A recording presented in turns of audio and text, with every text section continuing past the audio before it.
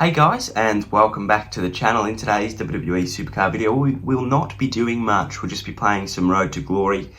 Again, it's just a normal Friday, not much happening. We'll check out the new Money in the Bank cards as well, and compare some stats that I've seen. So we'll do that first. As you can see, there is Drew McIntyre. He's having an absolute tear in the game at the moment. We can't get enough of him. And Stone Cold, he was a bit of a surprise. I definitely wasn't expecting Charlotte this early in the tier. That was a little bit outrageous. I can definitely see why people thought that she'd be in the tier, but for me it just wasn't really logical. But Stone Cold's pretty cool. I really like that image. Not enough to go for it. I actually really like the cards as well. But I'll stay on my 11 contracts or so.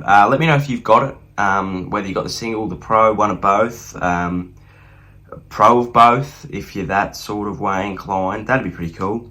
But yeah, the stats I've seen on Twitter, that there's been people that have been comparing a Fort 2, we'll say Kane, for example, to a normal pro Stone Cold Steve Peter DeVron Austin. That's a play on Stephen Smith's name. And Kane 3 stats him. So if you've got a Fort 2, you'll be able to beat these cards, which is it's a bit interesting, isn't it? But also, yeah, because you can only claim 2, you can't possibly claim a third, so, or fourth or fifth, which I reckon people would do. But look, you got 41 days this time. Here are the undercards. All winners of their respective matches on the card, which is cool. But yes, that is Money in the Bank for you. Road to Glory now. I'm 45 through Ember. That's a good start, I guess. I think I'll go for Joe. I sort of have to at this point. I've come too far not to. So there you go. Let me know what you're going for and where you're at in the comment section down below. Heroic cards have been revealed. I don't know anything that's not Vanguard. Oh, that's going to test me. I can't remember the Vanguard, but I know that the Rumble is Cedric, which I didn't. I thought I was watching King Kitten's stream last night, and he thought it'd be Titus, but it's indeed Cedric. I don't quite know where that fits in. Probably no, he wasn't even on NXT, was he? God knows. Anyway, I'll be stopping at Joe, providing I get him even. Cassius will be nice, but. Yeah, Joe is sort of the main objective. We'll just see how much time I've got. Right, what else is going on? Super Bowl on Monday. I'm a Kansas City Chiefs fan. So I hope that they win. They're playing the 49ers. I'm not going to bother trying to talk NFL because I don't quite know who any of the players are. I know that they've got Patrick Mahomes, and I probably said that wrong, or my accent's made that a bit weird. But they've also got Travis Kelce or Couch. One of the two, but he's also really good. So I'm hoping that they can pull over the line to win their second Super Bowl. That'd be pretty cool. But I've never watched a Super Bowl before. Usually I'm at school when the Super Bowl's on. But indeed I won't be this year because I'm now an adult. How scary is that? Me, an adult, Jesus Christ, we're all in trouble. But yes, I'm excited for it. What else is going? What else have I been up to? Not much. I watched a 6-minute clip last night, of Big Match Keith, Speak of the Devil. That definitely wasn't teed up at all. Of him, his sort of day at the Rumble, and I have to say, I think I might have a new. He's definitely up there with who my new. Oh no, I lost a match. With who my favourite superstars are at the moment, lads. He was that interview that he did, the WWE Performance Center put it up. It was unreal. He was so humble, and he was just so lovely. It was just like, I really like him. This bloke, I want to succeed. He's really nice. So that was pretty cool. Like, I didn't expect it. I thought he was just a nobody that was getting a push because he got himself over with the Full Sail crowd. I thought that that's sort of why we were on side with him. But also, he's just turned out to be the world's loveliest man. Now, if we look here, apart from every primal support last night, I also pulled a Big E, so that's a pro. I'm training up the Andrades. They're nearly done. Thank God. I probably won't put the Ciampas in, or the Erics, or the Big E Langstons, but because I'm definitely not getting them trained up with the point of Road to Glory that I'm at. But yes. Oh, maybe the... Well, see, that's the thing, is that Vanguards still make my deck. So I might, just for the laughs, and also to help me out a bit. I can't be bothered. I really hate training up cards. It's terrible. But yeah, I also watched another Performance Center video last night. It was that Matt Riddle wants Brock Lesnar, and I thought, oh God. They're slowly turning this shoot into a work, brother, and it's not going to end well. But yeah, geez, I think Matt's got a bit of backstage heat for everything. He just has a go at everybody. Everybody that's over the age of 40 he's got an issue with. He better not crack on to MVP, or else bloody Rey Mysterio will get on side and it'll be on. There'll be an all-in. But yeah, it's sad to see that he's hung up the boots again. He'd signed a contract. I heard that he'd signed a contract to be like an active superstar, but then on Monday he said that it was his last match, so that sucks.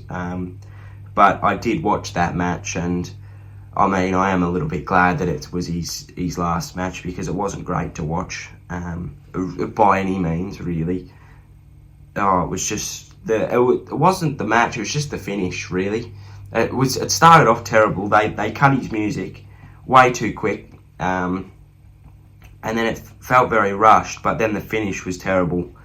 I don't know what he tried to do, but he got 619 in the back, and then he sold his back, and then he got sentoned, or like frog splashed into his back, and then Ray didn't know what was going on. It was just, I don't know. I really don't know. It was a bit weird, but I think that whole show got redeemed by the last segment with Edge and Randall Keith. That was unreal. Probably one of the better promo / ambushes I've watched in a long time. Go and watch it if you haven't already. Apparently the concerto wasn't scripted.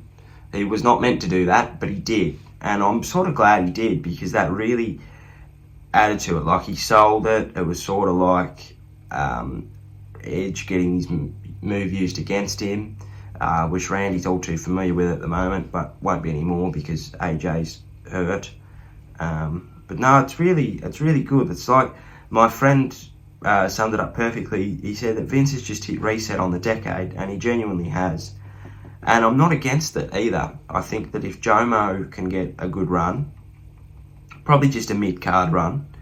I don't quite know what they're doing with Sheamus, but I think that they'll completely... I don't know why I clicked on that. I just hate notifications. I think that they'll just completely redo Sheamus. I think that they'll build him up. They'll give him a US, maybe an Intercontinental, or maybe an Intercontinental and maybe a US. I think they'll slowly build him up. But also, I can't see anybody beating The Fiend at all,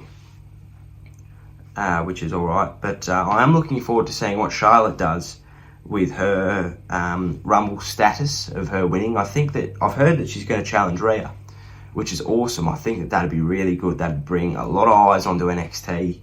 And if they want to push it as the third brand, I mean, they've got to bloody do it, don't they? I was having...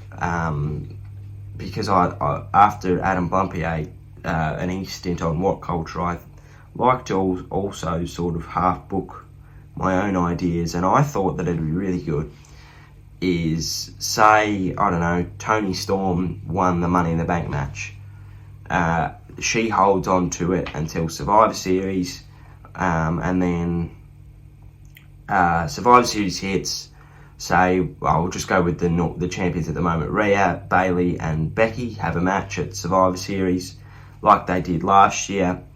Someone wins, say Bayley pins Rhea or something. And then, oh no, Tony doesn't win. What am I on about? Say, retract, Sasha wins Money in the Bank.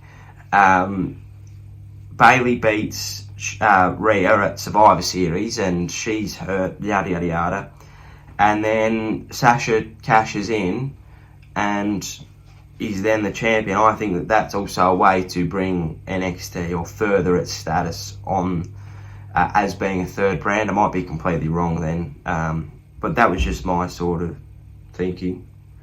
But no, I think it's very interesting, and I also think that it's well needed and well deserved that they push NXT, because it needs that push. You know, is that word again, pushing NXT so hard to become a third brand, which I think it is, but I also so far think it's not. I think, yeah, it's a third brand, but also, you know, we say coming up to the main roster, not going across. When, you know, if we're talking about Raw and SmackDown, we say going across, not going up. So ECW got the same treatment as well for a little bit until obviously John Cena went over there and did his thing, and then Rob Van Dam did his thing and completely buggered it. But then they slowly rebuilt that. Neons galore here. And I think that will probably do it. 11-11. I always seem to get that number. Alright, thank you for watching. I hope you enjoyed today's video. If you are new, please like and subscribe. Enjoy Road to Glory, and I'll see you on Monday probably.